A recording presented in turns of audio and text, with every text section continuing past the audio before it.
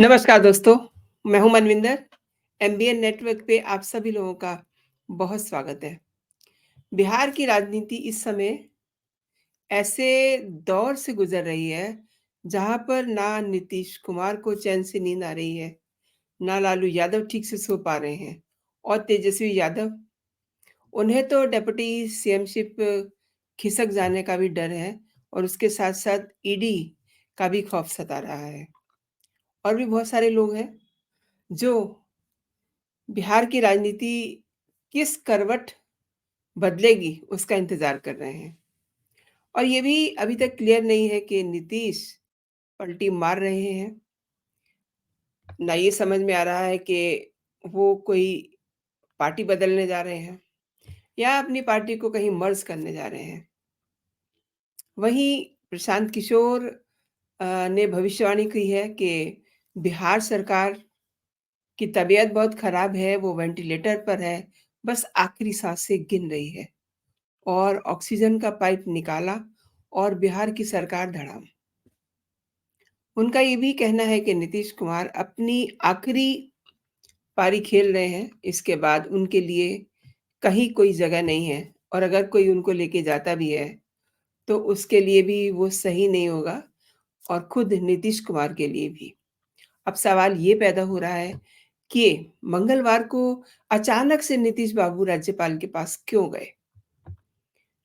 सवाल ये भी उठ रहा है कि उन्होंने मीडिया से कोई बात ही नहीं की, कोई उन्होंने किसी बात का जवाब नहीं दिया। सवाल ये भी है कि कोई सीएम जो बातें सुन कर के आ रही हैं कि वो बजट के लिए गए, बिहार के बजट से पहले की मुलाकात है ये। तो सीएम को बजट के लिए राज्यपाल से कोई सलाह नहीं करनी होती है, सभी को पता है, लेकिन फिर भी वो करीब-करीब 45 मिनट तक राज्यपाल के पास रहे। यानी कि सब कुछ कन्फ्यूज़न क्रिएटिंग सीन है। एक और बात, अब राहुल गांधी अपनी यात्रा लेकर के आ रहे हैं।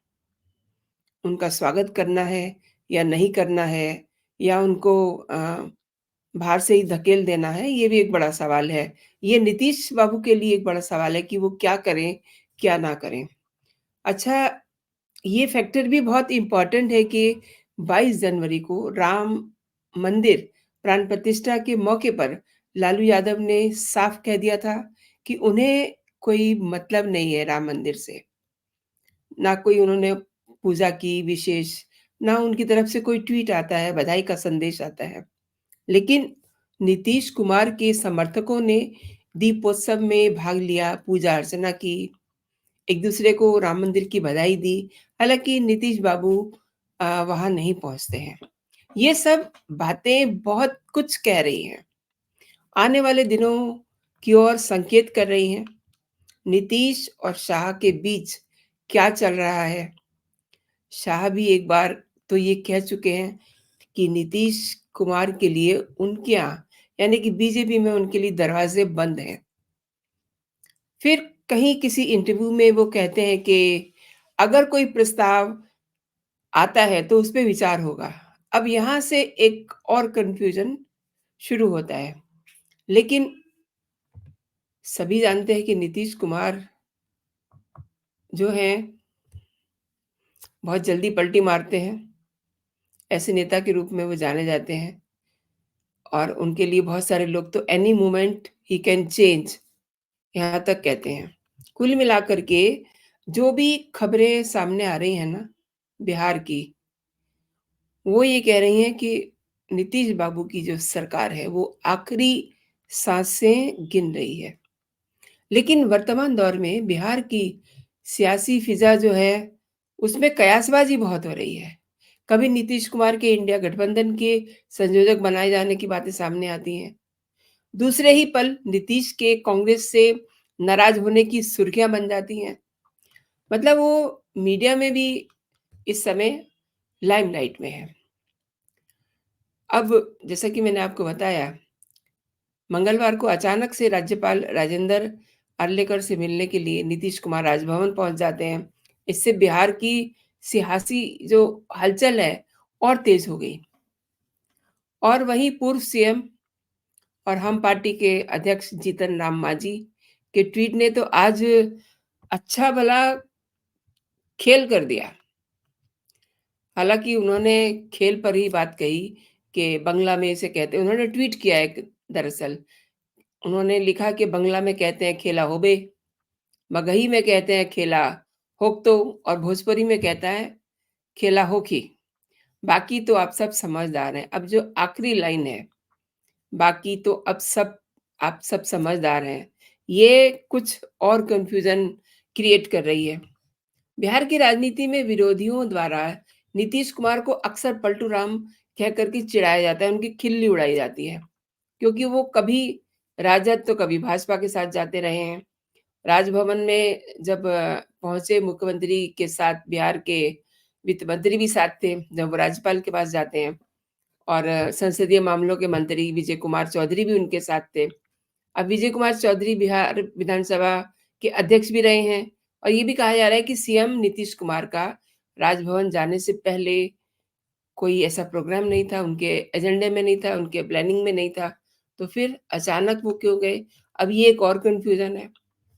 मुख्यमंत्री नीतीश कुमार, बिहार के ऑब्वियसली, मुख्यमंत्री नीतीश कुमार और राज्यपाल राजेंद्र विश्वनाथ आर्लिंकर के बीच में लगभग 45 मिनट तक बैठक होती है। कुछ मीडिया रिपोर्ट्स ये भी कह रही हैं कि विश्वविद्यालयों के कुलपतियों के संबंध में ये मुलाकात उनकी हुई है। राज्यपाल सरकारी यूनिवर्सिटीज़ के कुलपति भी होते हैं, सभी को पता है। वहीं कुछ लोग ये भी कह रहे हैं कि बजट सत्र के संबंध में ये चर्चा हुई है। अब गठबंधन साथी राजद ने इसे सामान्य मुलाकात बताते हुए गठबंधन को मजबूत करार दिया है। हर पल हर व्यक्ति का बयान बदल रहा है। पार्टी ये कह रही है कि विपक्ष एक साजिश के तहत इसे दूसरा मोड़ दे रहे हैं, लेकिन मंशा पूरी नहीं होगी। विपक्ष के इंडी गठबंधन में संयोजक ना बनाए जाने से नाराज नीतीश ने कहते हैं ना कि प्रेशर टैक्टिस अपना करके ललन सिंह को हटा करके खुद जदयू के राष्ट्रीय अध्यक्ष की जिम्मेदारी संभाल ली थी। ये कुछ दिन पहले का ही घटनाक्रम है ना। और उधर जदयू नेता खालिद अनवर ने कहा है कि राहुल गांधी की न्याय यात्रा में शामिल होने के लिए नीतीश कुमार को कोई आधिकारिक न्योता नहीं मिला है। कांग्रेस इससे पहले से ही कह रही थी कि नीतीश यात्रा का स्वागत करेंगे। कई राजनीतिक एक्सपर्टीज ये कह रहे हैं कि महागठबंधन के स्थानीय नेता राजद और जदयू के मेल से खुश नहीं हैं। कई तरह की दोस्तों बातें सामने आ रही हैं, और इसी बीच प्रशांत किशोर ने नीतीश कुमार पे हल्ला जैसा बोल दिया है। उन्होंने ये कह दिया है कि नीतीश बाबू की ये राजनीति की आखिरी पारी है, उनका ये आखिरी दौर है, और नीतीश कुमार अब तक अपना करियर नहीं बचा सकते हैं, तो आगे क्या बचाएँगे जब उनके आज की तारीख में ये हालात हैं। दूसरी बात, नीतीश कुमार अब कहाँ रहेंगे इसका कोई महत्व नहीं है, क्योंकि ये प्रशांत किशोर ने ही कहा है कि नीतीश कुमार कहाँ रहेंगे इसका कोई महत्व नहीं है, क्योंकि ये उनके राजनीतिक करियर का आखिरी दौर है। जो भी हाथ-पैर मारने हैं, मार लें। उन्होंने ये भी कहा कि नीतीश कुमार अब चाहे महागठबंधन में रहें या एनडीए में रहें, लेकिन अभी जो सीन है, उसमें वो जिसके भी साथ जाएँगे ना, जिस भी दल के साथ वो जाएँगे, खुद तो डूबेंगे ही, साथ में उसे भी डुबो देंगे। अब पीके अगर कुछ कह रहे हैं, तो कुछ तो मतलब निकलता ही है। नीतीश कुमार जिस दल के साथ रहते हैं, वो उसे कुछ ना कुछ ऐसा एक्ट करते हैं जिससे वो डरा रहे, प्रेशर में रहे। ये भी प्रशांत ने कहा कि नीतीश कुमार कल बीजेपी में जा रहे हैं, ये नीतीश कुमार की राजनीति का तरीका है। यानी कि नीतीश बाबू ये कह रहे हैं कि मैं बीजेपी में जा रहा हूँ, ये उनका एक स्टाइल है। वो अपने गठबंधन साथी को ये एहसास दिलाते रहते हैं कि अगर उन पे फ़ोकस नहीं किया गया, उन पे ध्यान नहीं दिया गया, तो वो कहीं भी जा सकते हैं। अब जाने वाली जो जगह है उनकी, वो दोस्तों आप जानते ही हैं कि आजकल क्या चल रहा है और ये 2024 के चुनाव तक ये टैक्टिस चलता ही रहेगा। नीतीश बाबू का ये एक स्टाइल है। आने वाले दिनों में ये देखना भी काफ़ी दिलचस्प होगा कि बिहार में ऊँट किस करवट बैठता है। 25 जनवरी को सभी विधायकों को भी मौजूद रहने के लिए कहा गया है, तो ये भी देखना होगा कि उस दिन क्या होता है। इसीलिए दोस्तों बहुत सारे कयास लगाए जा रहे हैं।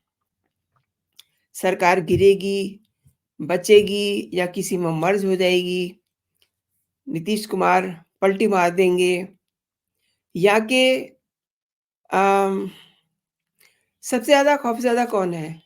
नीतीश कुमार तो जो अब तक हासिल करना चाहते थे, कर लिए हैं। लेकिन प्रॉब्लम किसके लिए है? लालू यादव और तेजस्वी यादव के लिए। लालू यादव पर इस समय तमाम सारे केस हैं। उनके पीछे सीबीआई, ईडी सारी जाँच एजेंसियाँ लगी हुई हैं और तेजस्वी यादव के पीछे भी प्रीमियर एजेंसीज़ लगी हुई हैं।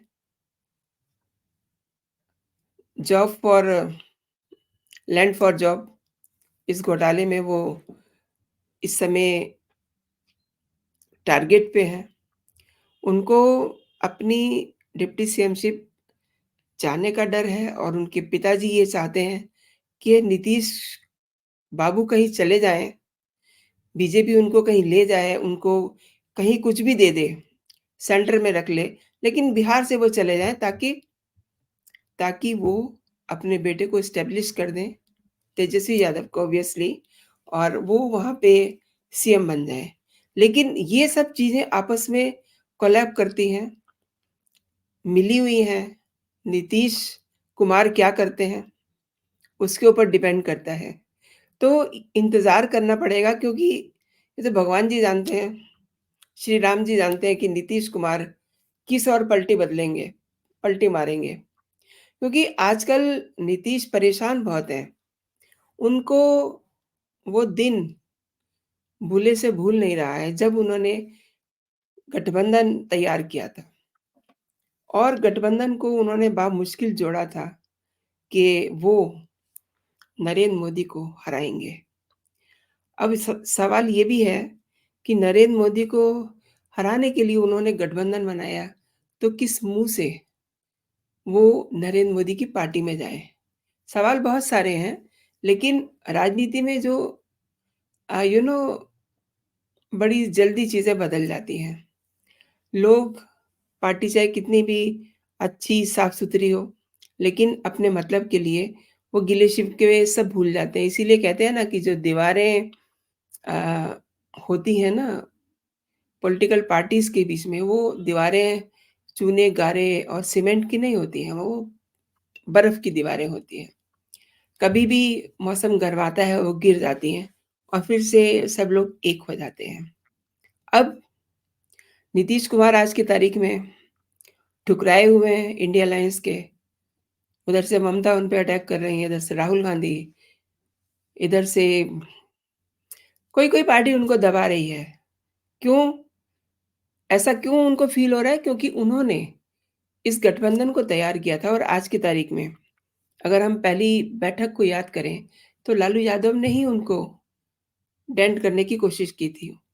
उन्होंने वहाँ मौजूद राहुल गांधी को ये कह कर के प्रमोशन करने की टैक्टिस अपनाई थी कि राहुल आप शादी कर लो, देखो सब बाराती तैयार हैं। तो जब लालू कोई बात कहते हैं तो उसके बड़े गहरे मतलब होते हैं। उनका जो तंज होता है ना उसमें कुछ मतलब होता है। तंज वो किसी को ऊँचा या नीचा दिखाने के लिए नहीं करते हैं, उसमें उनकी गहरी राजनीति छिपी होती है। ये बात उसी दिन नीतीश बाबू को बहुत चुभ गई थी। अब उसके बाद जो अगली बैठक होती है, अगली बैठक में दोनों ही लोग नीतीश कुमार भी और लालू यादव भी मुँह लटका के चले आते हैं, जो बेंगलुरु में बैठक होती है। क्योंकि वहाँ पर जो पोस्टर लगे हुए थे, ढूँढे से नीतीश कुमार और लालू यादव को अपने चेहरे नज़र नहीं आ रहे थे। फिर तीसरी बैठक होती है महाराष्ट्र में, वहाँ भी ममता दीदी ने एक ऐसा रायता फैला दिया। अब जब बैठक हुई, तो उसमें ममता दीदी ने और केजरीवाल ने अलग-सा खेल कर दिया। उन्होंने प्रपोज़ कर दिया खड़गे साहब को कि इनको महागठबंधन का लीडर बना दिया जाए। उसके बाद से तो नीतीश कुमार का दिल ही टूट गया। अब वो अंदर से तो खार खाए हुए हैं, लेकिन करे तो करे क्या? अब सोचने की बात ये है कि वो क्या कदम उठाते हैं। नज़रें इसी पे लगी हुई हैं सबकी, क्योंकि आज जो राज्यपाल के पास वो गए हैं, तो कयासबाज़ी के जो मतलब हैं, जो कयास लगाए जा रहे हैं, वो इसीलिए कि नीतीश बाबू क्या करने जा रहे हैं। तो दोस्तों, ये देखना भी बड़ा दिलचस्प होगा वाक़ई में ही कि नीतीश क्या करने जा रहे हैं अगले कुछ दिनों में। और 25 तारीख को सभी विधायकों को भी इकट्ठा होने के लिए कहा गया है। तो आने वाले 2-3 दिन बड़े दिलचस्प होने वाले हैं बिहार की राजनीति को लेकर के। दोस्तों, आपने मेरे साथ पूरा वीडियो देखा, धन्यवाद इसके लिए। आपको अगर मेरे कंटेंट पसंद आ रहे हैं और ये वीडियो आपको अच्छी लगी है, तो इसको आप लाइक ज़रूर कीजिए, लाइक का बटन दबाइए। अपनी राय भी इस वीडियो के बारे में आप ज़रूर दीजिए। अभी तक अगर आपने मेरा चैनल सब्सक्राइब नहीं किया है, तो मेरे चैनल को आप सब्सक्राइब कर लीजिए, ताकि जो भी मेरा लेटेस्ट कंटेंट हो, आप तक सबसे पहले पहुँचे।